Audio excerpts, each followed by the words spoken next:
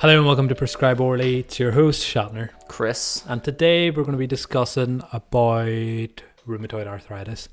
If you haven't seen the previous video, go check out our video on osteoarthritis. It was great, amazing. It's a wee beautiful. short one. You'll love it. You'll love it. So in this video, we're going to be discussing what rheumatoid arthritis is and the presentation, as well as signs and symptoms and the medical management. Am I right in saying that, Chris? Yep. I think that covers it, and the investigations involved as well. So that's it. So let's get cracking. What is rheumatoid arthritis? It is a chronic systemic inflammatory Disease. And it's characterized by what, Chris? Like a symmetrical deformity of your sort of more peripheral joints. So your smaller hand joints, things like that. Okay.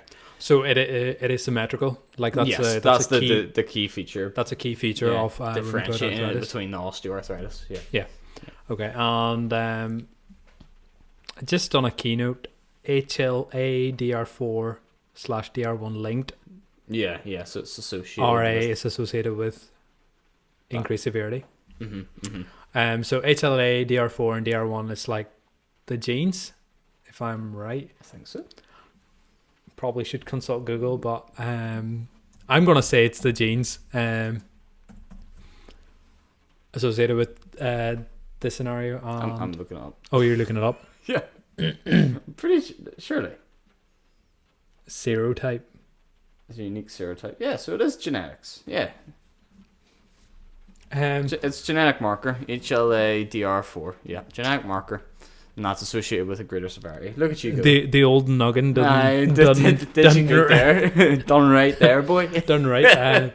So, like we mentioned, the presentation is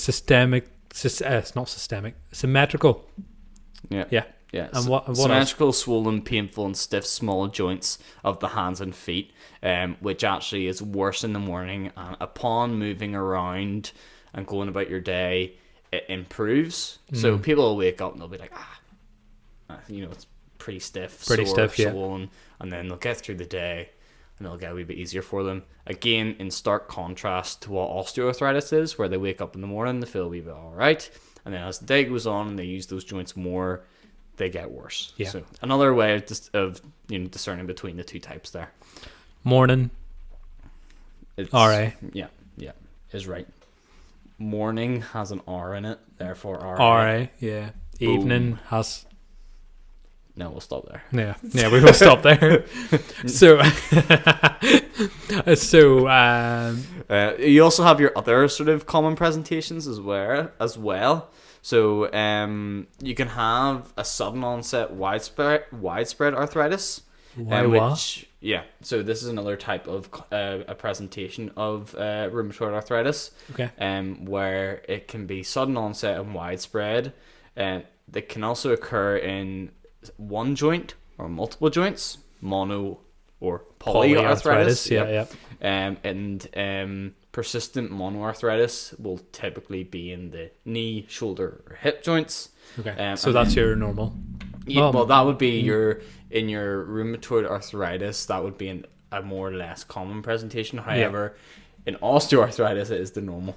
This is where the confusion comes from. Because if it's persistent monoarthritis, it's hard to distinguish between persistent monoarthritis and osteoarthritis, unless it's the timing of the day. Yeah, timing. The clinical picture, and also your actual, inflammatory markers. Markers, yeah. And then you can also get systemic illness with this rheumatoid arthritis. So you can get your fatigue, fever, weight loss, and actually more severe you can get pericarditis and pleurisy. Yeah. And then you can get sort of polymyalgic onset, which is like your limb girdle aches. So that's, your sort of ache across the hips, and I think across the shoulders is another sort of less common presentation. Okay. And then also you can get recurrent soft tissue problems like frozen shoulder, carpal tunnel syndrome, and de Quervain's tensosinovitis. Yeah, I could try. Tenosinovitis. Tenosinovitis. Yeah. Yeah. Yeah. High five. And de Quervain's sign. What is that? It's the garnished thumb. Aye, but what does that look like? I can insert a picture of de Quervain tenosynovitis. aka garnished Okay, thumb. it's a painful condition affecting the tendons of the thumb side of the wrist. Garner's, no, not Garner's, gamer's thumb. God Gamer's damn, thumb? it's gamer's thumb. Yeah, We should know this. yeah, it's kind of like this here. Yeah, Aye. Okay. Okay. it's just Hold on looks like a controller, and it gets like a all controller. sore. Yeah. Okay. All right. Well, we'll insert an image anyway.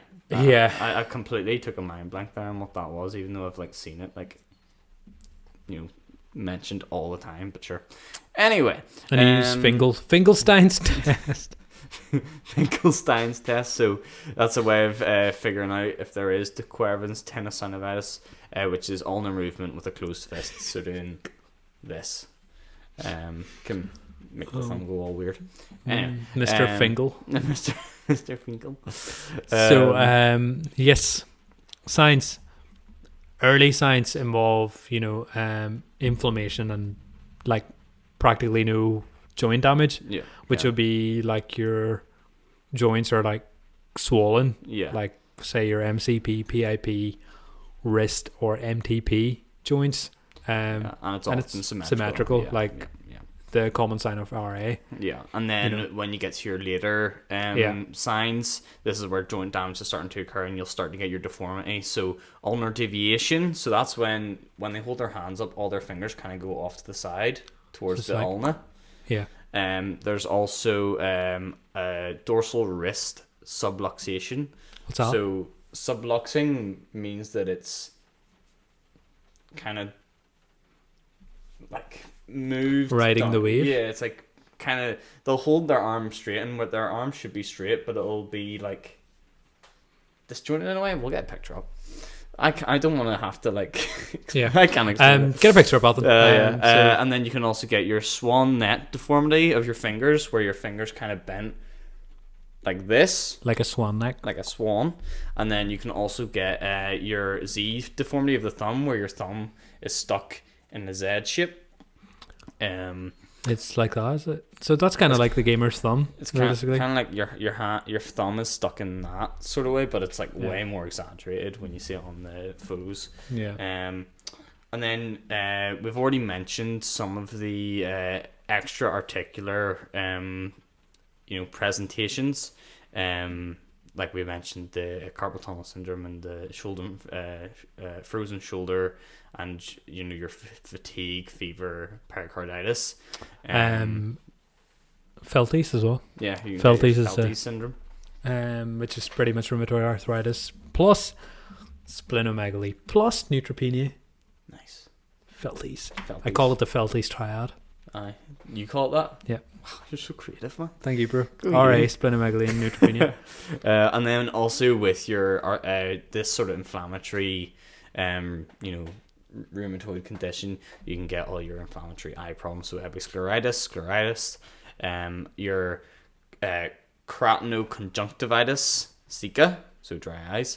That also is secondary to Sjogren's. And then also you can get your osteoporosis associated with it, amyloidosis associated, and all your vasculitides as well. So pretty much with RA, there's quite a lot of extra articular symptoms, like quite a lot of systemic involvement. Yeah. You'll have loads of other sort of things coming into play. Yeah. So then with all these systemic things, we need to look at the investigations that we can look at, which is pretty fun, I must say, to remember. So your rheumatoid factor, that'll be positive in your rheumatoid arthritis. What do you know? Well, in approximately 70%. And then you have anti-CCP, which is that's the one that's mainly used because it's highly specific, isn't it? Yeah. So if you have anti-CCP antibodies, 98% chance you're pretty certain that it's rheumatoid arthritis, or at least that there is a. I think it's approximately 90% specific compared to R rheumatoid factor, which is like 70. 70%, yeah. Yeah.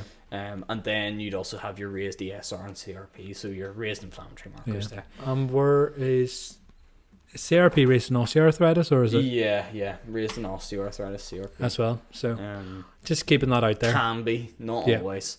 But yeah. So then you kind of need to lead on into your scans, what scans you're doing. X-rays are used, however, ultrasound is better. Yeah, because of the inflammation involved. Yeah, it's not really like a bone problems as much to say. It's like where with osteoarthritis, it's more of a bone thing. There's just wear and tear. So you're able to down over time, whereas this is more inflammatory. Yeah. So like you're able to visualize soft tissue swelling better, and you will get your joint loss, joint space loss. Yeah. With it, but and your juxta-articular osteopenia.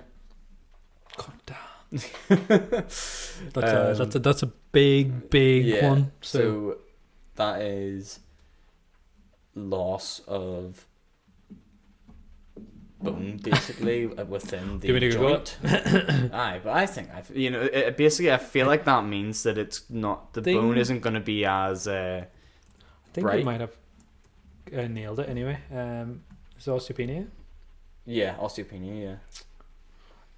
So it is decrease in bone mineral density. Yeah, so it'll look less bright on X-ray.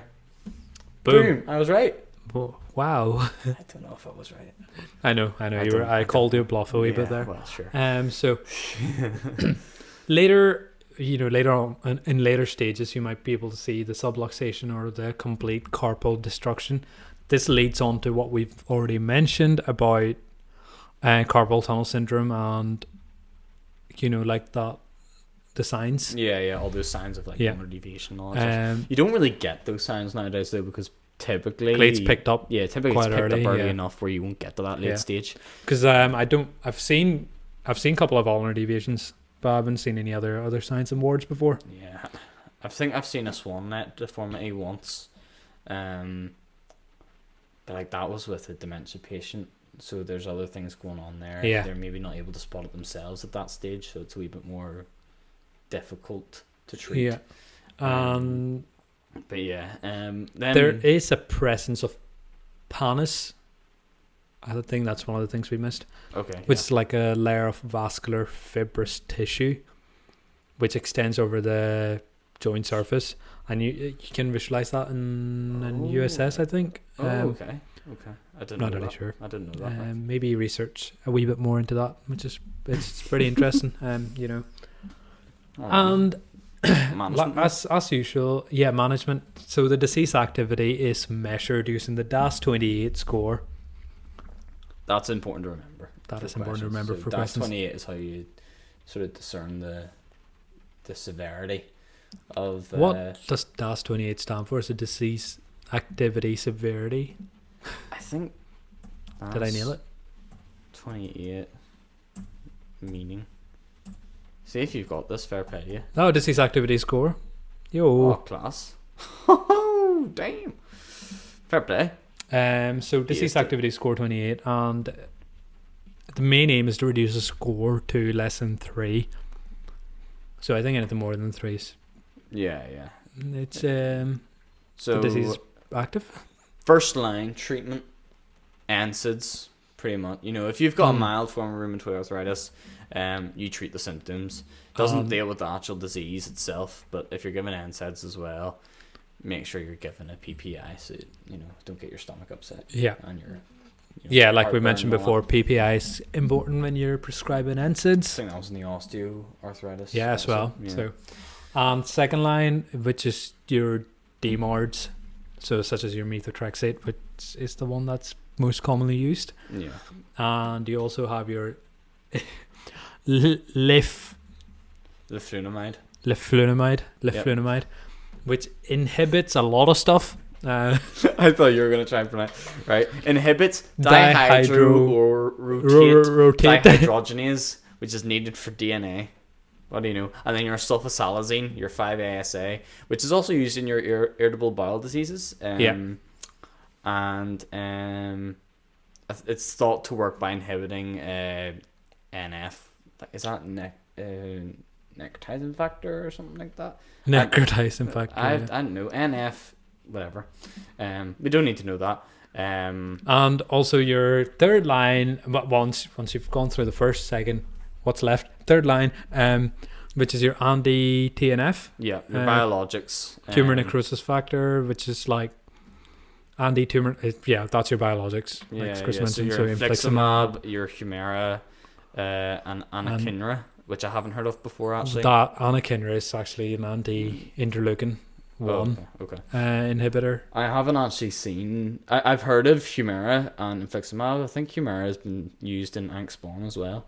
I've heard of Humira, yeah. But anyway. And also your TBAPC co-stimulation inhibitor, which is your abatacept. Who knows? Look that up if you're interested in the third line biologics. But just remember, third line is biologics for RA. Yeah, and when you're treating these patients, it's the early use of DMARDs and your biological agents which improve the long-term outcomes. But steroids can be used to reduce the symptoms of inflammation in an acute flare-up. So you would give an IM depot of methylprednisolone, between 80 and 120 mg. Okay. Yeah, so it's just you can get for if they have a flare-up, you can give the steroid IM and it'll reduce that flare-up. But the more you know. You can't be given steroids. All the time. And just to quickly summarize, we're just going to compare osteo and rheumatoid arthritis. Just a quick summary. So Chris is going to be the inflammatory. I'm going to be degenerative. So I'm rheumatoid and you're osteo then. Basically. Yeah. Am I inflammatory? Yeah. No, you just said I was inflammatory. Oh, okay. Sorry, I'm getting mixed up already. So I'm degenerative. Chris is inflammatory. So I'll start Chris, off. What sort of symptoms do you have? Well, I have early morning stiffness. Okay. Early evening stiffness. Okay. I have stiffness that'll last more than 30 minutes. Okay. Which eases with exercise. Okay. Eases with NSAIDs and steroids. Okay. And will also come with soft tissue swelling. But if I am rested, for example, if I've fallen asleep during the night and I wake up, I'm going to be very stiff, immobile, and sore. So I am rheumatoid arthritis. And whatever Chris said, this is like guess the who? Opposite of whatever Chris said. I'm osteoarthritis. That's so lazy. That's so lazy. Peace out. That is so lazy. No, so stiffness as day progresses, and the stiffness is like more localized, so it's not symmetrical. Usually anyway. And the stiffness lasts less than 30 minutes, and it's usually more at night, and it eases with rest, increases with exercise, because the more weight you bear in those joints, it's going to get it's just going to rub against each other and make it more painful. And on examination, there is bony swelling compared to soft tissue swelling in RA, and crepitus. Because bones are. Isn't that like that you can initially hear crepitus? It's like popping, sort of like. I don't know. Yeah. Yeah. So I have sound effect. Yeah, I like that sound. That's it. It sounded like a flipping soda can opening or something. So, yeah, that is osteoarthritis. That's comparing the two. And that's us for today. If you like this video, please subscribe, share, the whole 9 yards. Follow the TikTok, Instagram. We're on Spotify every sort of now. Spotify as well. So go for it, work away. You can be in your car now and listen to us safely instead of having a YouTube video up, because we promote safety. Also, safety. You can watch the video on Spotify too. I forgot that I did that. Yeah. Oops. So that's today's episode. Thank you very much, guys. Thank you so much. Peace out. Bye-bye. See you next time.